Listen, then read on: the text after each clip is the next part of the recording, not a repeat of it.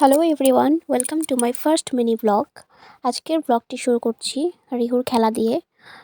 রিহুর এটা খুব ফেভারিট একটি টয়, এটা দিয়ে খেলতেও খুব বেশি পছন্দ করে, তাই আমিও এটা ওকে সবসময় দিই। এটা দিয়ে খেললে ও খুব হ্যাপিও থাকে। আর যেহেতু রিহু খুব সকাল সকাল ঘুম থেকে উঠে গেছে, তাই ভাবলাম ওকে একটু অয়েল ম্যাসাজটা করে দিই। অয়েল ম্যাসাজ ওর বরাবরই খুব পছন্দের, সেজন্য আমি ওকে আজকে অয়েল ম্যাসাজ করে দেবো। আজকের ওয়েদারটা খুব ঠান্ডা, বাইরে আজকে একটু রোদ ওঠেনি, সেজন্য রিহুকে আজকে অয়েল ম্যাসাজটা এখন আমি করে দিচ্ছি। রিহুর অয়েল ম্যাসাজ করতে খুব ভালোবাসে এবং অয়েল ম্যাসাজ করার পর ও খুব সুন্দর ঘুমোয়। আমি বরাবরই রিহুকে এভাবে বুকে পিঠে অয়েল ম্যাসাজ করে দিই, তাতে ওর সর্দি কাশি ঠান্ডার ভাব থাকলে সেটা কমে যায়।